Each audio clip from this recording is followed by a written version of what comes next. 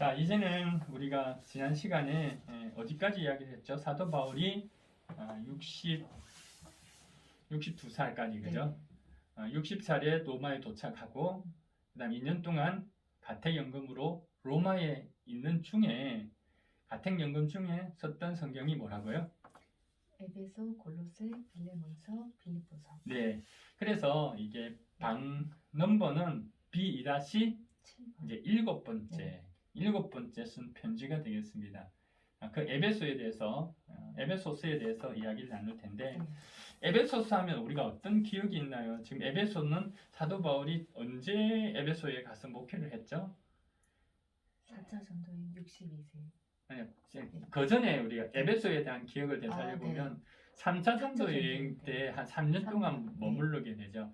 그곳에서 썼던 성경이 고린도 전전서, 고린도 전서, 고린도 중서까지 썼다는 것, 3년 동안 목회했다는 것, 이 정도까지.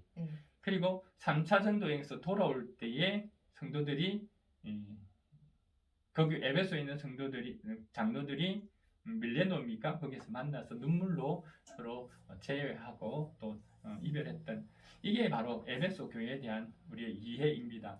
그럼 이 교회에게 사도 바울은 감옥에 있을 때에, 가택연금에 있을 때에 뭔가를 메시지를 썼는데, 어떤 메시지를 썼는지 한번 볼게요. 자, 그러면 4차 전도 여행 후 로마에서 가택연금으로 있을 때에 에베소에 사는 누구에게? 이방 성도들이. 대상은 이방 사람 성도예요.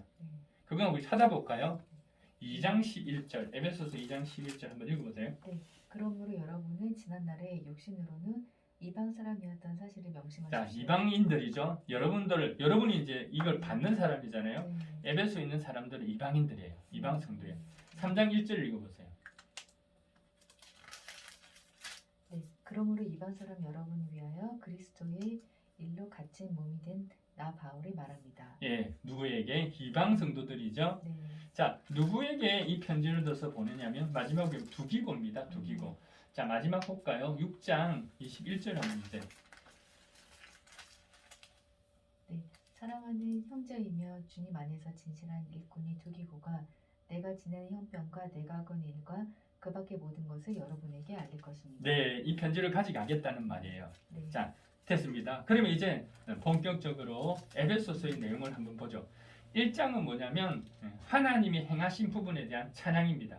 하나님 이렇게 하셨습니다. 하나님 이렇게 하셨습니다. 이렇게 나오는데요. 3장 1절을 한번 읽으세요. 1장 3절을 읽어보세요. 우리 주 예수 그리스도의 아버지이신 하나님을 찬양합시다.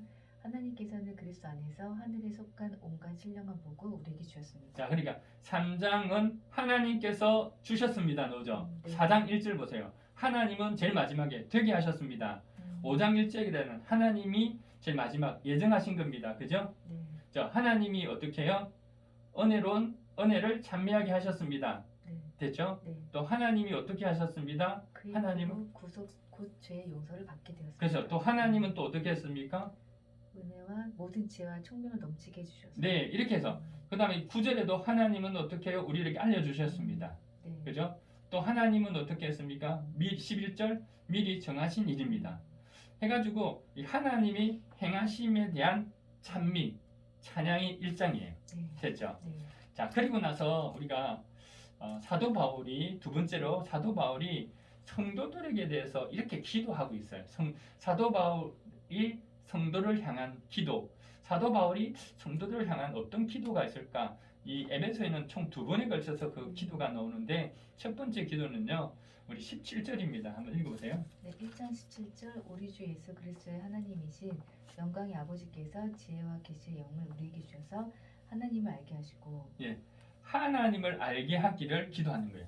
여러분이 하나님 알았으면 좋겠습니다. 두 번째 기도는요. 18절이에요. 여러분의 마음의 눈을 밝혀주셔서 하나님이 부르심에 속한 소망이 무엇이며 성도들에게 베푸신 하나님의 영광스러운 상속이 얼마나 풍성한지를 여러분이 알게 되기를 바랍니다. 여러분이 하나님의 소망, 영광 그리고 영광의 상속을 알게 되기를 기도한다. 자, 19절요. 또한 믿는 사람들이 우리에게 강한 힘으로 활동하신 하나님의 능력이 얼마나 엄청나게 큰지를 여러분이 알기 바랍니다. 여러분이 알기를 원한다. 뭘? 하나님의 능력을 알기를 원한다. 됐죠? 이게 첫 번째 기도예요. 됐습니까?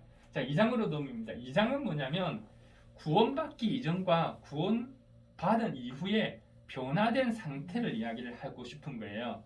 자, 2장 3절요. 우리도 모두 전에는 그들 가운데서 육신의 정욕대로 살고 육신과 마음이 원한 대로 행했으며 나머지 사람들과 마찬가지로 날 때부터 진노의 자식이었습니다. 자, 전에는 저희 어떻게 해요? 진노의 대상이었다. 자, 2장 5절.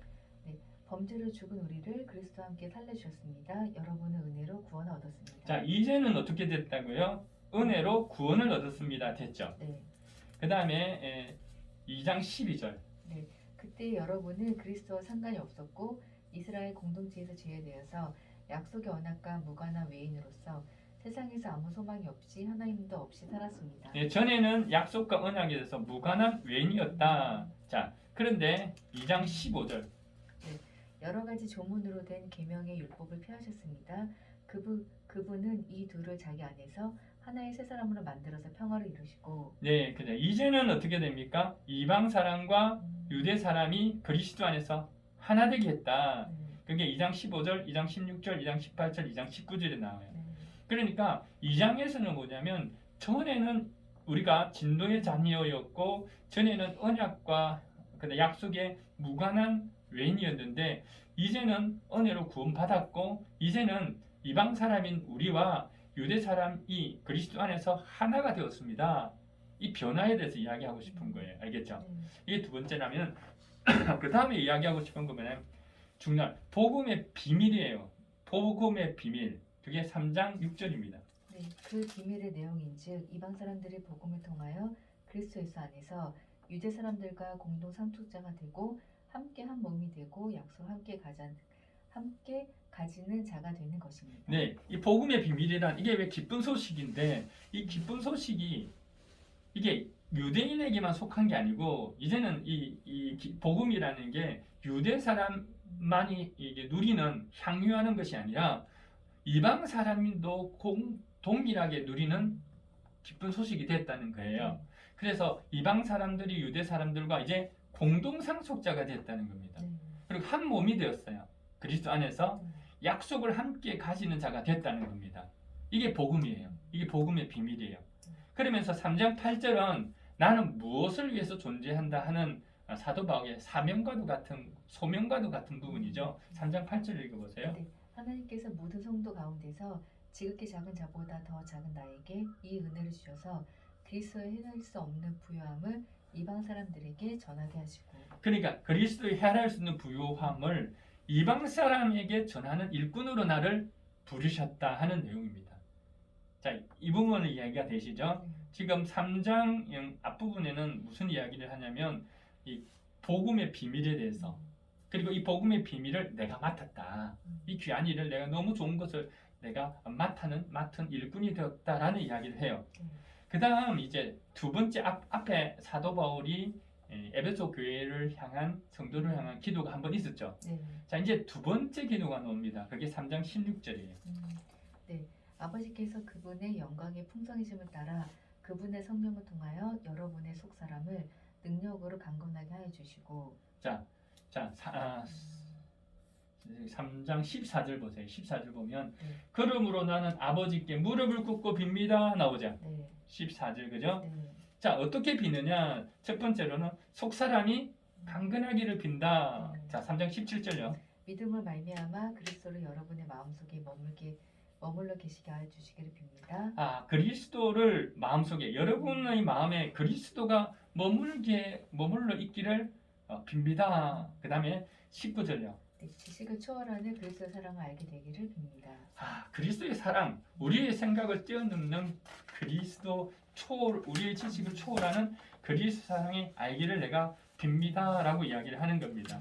아시겠죠? 그다음 네 번째 기도 제목은 뭡니까? 19절. 지식을 초월하는 그리스도의 사랑을 알게 되기를 빕니다. 아니요, 19절. 19절에. 그 다음에 나오네요. 지금 19절 초월이 알게 되기를 올라옵니다. 3장 19절. 3장 19절. 자, 20절. 20절 한번 읽어볼래요? 네, 우리 가운데서 일하신 능력을 따라 우리가 구하거나 생각하는 것 이상으로 더욱 넘치게 해주실 분에게. 예, 20절. 네. 분에게 그리스도 예수 안에서 영광이 대대로 무궁하도록 있기를 빕니다. 이렇게 네. 나오죠. 네. 이렇게 빕니다. 자, 우리 가운데 일하시는 능력을 따라서 우리가 구하거나 생각하는 것 이상으로 더 풍성하게 이루어지기를, 그러니까 하나님의 충만하심으로 더 충만하기를 네. 내가 기도한다 하는 내용이, 알겠죠? 네. 이거 내가 잘못 적었네. 20절로 꽂히면 되겠어요. 네. 자, 20절 이렇게 하면 되겠어요. 그 다음으로 나오는 게 뭐냐면, 이제 사도 바울이 여러분은 이와 같은 부르심을 받은 사람들이다. 부르심을 받았다면 어떻게 살아야 된다? 부르심에 합당한 삶을 살아야 된다는 이야기예요. 네. 부르심에 합당한 삶이 뭘까 하는 것을 이제 4장부터 5장, 6장까지 부르심에 합당한 삶의 모습에 대해서 이야기하고 있습니다. 그럼 4장 1절을 읽어볼까요? 네. 그러므로 주님 안에서 같이 몸이 된 내가 여러분에 권합니다. 여러분은 부르심을 받았으니 그 부르심에 합당하게 살아가십시오. 자, 부르심에 합당한 삶이 뭐다 하는 것이 이제 나오는데요. 네. 4장 3절. 성령이 여러분을 평화의 띠로 묶어서 하나가 되게 해주신 것을 힘써 지키십시오. 자, 하나 되게 해주신 것을 힘써 하나 되게 하라는 겁니다. 네. 이게 첫 번째. 그 다음 4장 16절이에요. 온 몸은 머리이신 그리스도께 속해 있으며 몸에 갖추어져 있는 각 마디를 통하여 연결되고 결합됩니다. 각 지체가 그 맡은 분량대로 활동함에 따라 몸이 자라나며 사랑 안에서 몸이 건설됩니다. 네, 어떻게 하라는 거예요? 각 지체는 자기 맡은 분량대로 활동해라는 거예요. 네. 자, 그러면 어떻게 합니까? 각 지체가 자라가니까 몸이 자라나죠. 네. 그리고 사랑 안에서 몸이 건설되게 세워지게 된다는 거예요. 뭐 교회가 세워진다는 말이 되겠죠. 네. 자, 그다음에 또 부르심이 합당한 삶을 산다는 건 뭐나 보면 4장 25절인데요. 4장 25절에서 길어요. 4장 25절 보세요. 25절부터 시작해가지고 어디까지? 5장 20절까지 쭉 나오는 것이 부르심에 합당한 삶을 요약하면 어떻게 되냐면요. 우리 한번 여기는 새로운 생활의 규범 이렇게 나오잖아요. 네. 그죠? 네. 자, 이걸 우리 한마디로 요약하면, 제가 요약했는데 요약한 거 한번 읽어볼래요? 3번을. 아, 네. 허망한 욕정에 따른 옛사람을 벗어버리고 의로움과 거룩함의 새 사람을 입으라. 자, 이걸 이야기하면 옛 사람을 벗고 새 사람을 입어라. 이렇게 돼요. 옛 사람을 벗고 새 사람을 입어라. 옛 사람은 뭐냐? 허망한 욕정에 따르는 옛 사람. 네. 새 사람은 뭐냐? 의로움과 거룩함으로 입은 새 사람. 자, 이렇게 살라는 내용이 바로 이 내용이에요. 네. 자, 이거 읽어보시면 이해가 될 겁니다. 네. 요 관점으로 읽으시고요. 그 다음 어떻게 살아야 하는지 4장 25절에서 5장 20절, 아까 반복됩니다. 그죠? 네. 네, 반복이 되는 부분이죠. 4장 25절에서 4장 25절에서 이어서 나오는 거죠. 네. 5장 20절까지 어떻게 살아야 될지 그 구체적인 모습을 나타내는 거죠. 요거는 없애도 되겠다. 그죠? 이건 없애도 되겠다. 사전. 아, 네. 그죠? 네. 없어도 거기 포함되니까 네. 없애고 이렇게 하죠. 자, 그 다음 이제 부르심에 합당한 삶은 뭐냐라고 할 때, 아내는 이렇게 사시고 남편은 이렇게 살고 자녀와 부모는 이렇게 살고 종과 주인은 이렇게 살아야 된다 하는 거예요. 그게 5장 21절부터 어디까지? 6장 9절까지 한번 보세요. 5장 21절 여기 나오죠. 네. 아내된 여러분 22절. 네. 그죠? 나오죠. 아내된 여러분 25절. 남편된 여러분 나오죠. 찾았나요? 네. 남편된 여러분 찾았어요.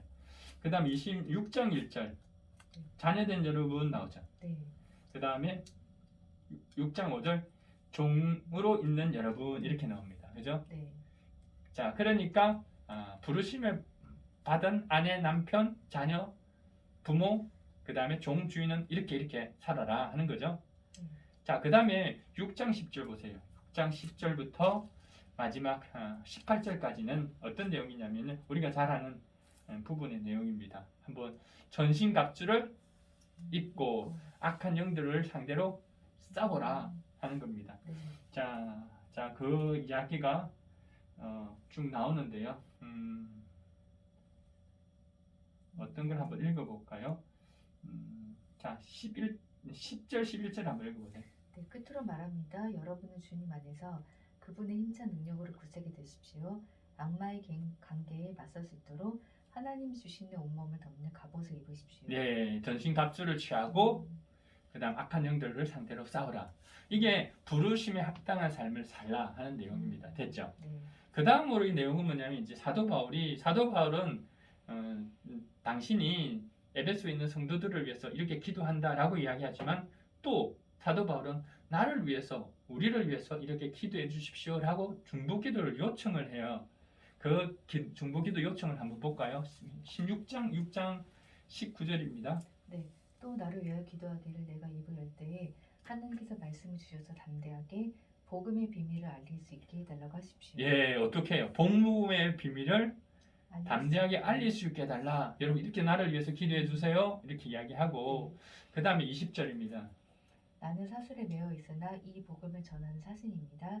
이런 형편에서도 내가 마땅히 해야 할 말을 담대하게 말할 수 있도록 기도하십시오. 네, 그렇죠. 마땅히 해야 할 말을 담대히 말할 수 있게 기도해 주십시오라고 이야기합니다. 됐죠? 네. 오케이. 자, 그리고 나서 이제 마지막 부분은 작별 인사 부분이죠. 그러면서 아까 읽었던 21절 두기고 보내겠습니다라고 이야기하면서 에베소가 끝이 나요. 근데 에베소 전체 내용을 우리가 한번 어떤 틀을 가지고 읽을 수 있냐 그러면 처음에는 앞에 하나님이 이렇게 하셨습니다. 기억나시죠? 네. 하나님을 찬양하는 것으로 나오죠. 네. 그 다음에는 사도 바울의 기도가 몇 번 나오죠? 2번 나오죠. 그 다음에 구원받기 이전과 구원받기 이후의 상태를 이야기하고 복음의 비밀이 뭐고 나는 그 본물을 맡은 자다라고 이야기하고 그 다음에 복음의 비밀을 맡은 우리에게 부르심에 합당한 삶을 살아가십시오. 그리고 중보기도 요청을 하고 마지막 작별 인사로 끝나는 것이 에베소다 하는 겁니다. 에베소서이다. 네, 여기까지 하겠습니다. 네.